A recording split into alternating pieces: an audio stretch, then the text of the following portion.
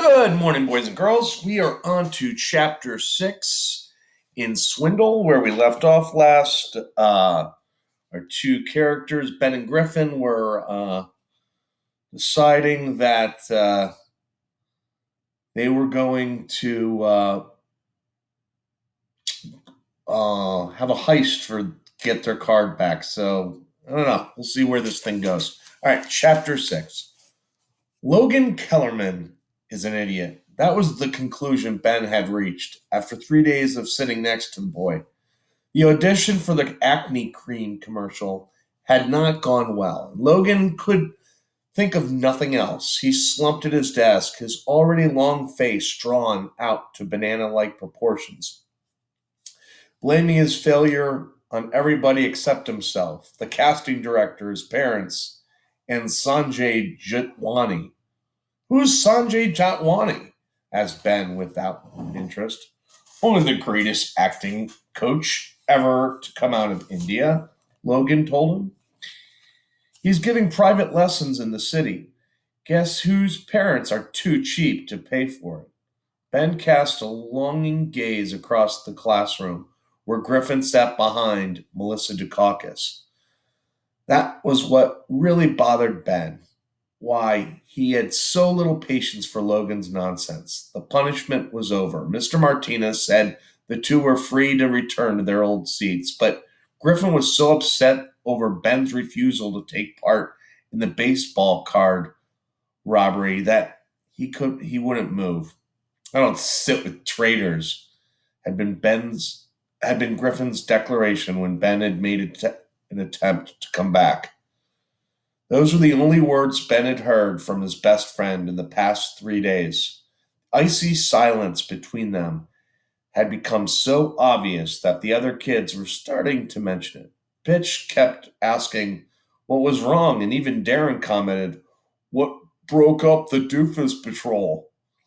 How could Ben ever explain it? The same go getter qualities that forged the man with a plan made Griffin as stubborn as a mule when he was angry about something. Kate Mulholland has been working with Sanjay Jatwani for less than 2 months, and already she's landed a part in a heartburn commercial. Logan was lamenting. I'm better than her. I can do heartburn. I can do gastric distress. I can do constipation like nobody's business. At least Griffin wasn't exactly having a picnic on the other side of the room with Melissa. She had a reputation as a computer genius, but it was impossible to be sure about that.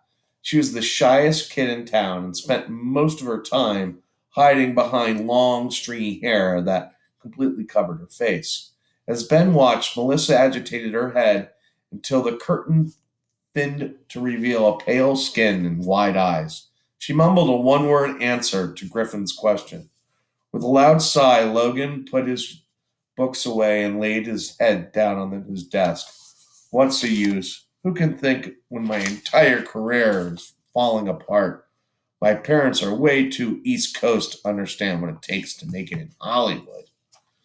Ben closed his eyes and pictured himself in a faraway place where there was no such thing as $1 million baseball card, and heists only happened in action movies. So this was what ex friendship was like. Griffin was stuck with a kid who barely opened her mouth, and Ben was stuck with one who never shut up. As miserable as sixth grade had become, the after school hours even worse. Ben wasn't used to spending all his spare time with Griffin, so he wasn't just depressed, he was bored, a toxic combination. He'd been biking a lot, almost as if he believed he could outrun his loneliness if he pedaled hard enough. He must have passed the site of the former Rockford house a dozen times. The debris had been cleared away. All that remained was the stone foundation and the old fashioned mailbox out front, a grave marker for the ghosts and murderers that had probably never even lived there. The place made him think of Griffin, just like every place made him think of Griffin. For Ben, very few landmarks in town didn't hold some special Griffin connection. School, the town hall, Palomino's Emporium. It wasn't very long before he found himself on Griffin Street, almost as if his bike knew the way and had ridden there on its own. How often in the past had he been wheeled up this block, turning into the familiar driveway? A woman didn't recognize was on the front lawn, hammering in the stake of a cardboard sign. Ben squinted to read it. For sale. He was never exactly sure how he and his bike separated. The next thing he knew, he was flying through the air. He landed hard on the road, leaving much of the skin of his left elbow on the concrete curb.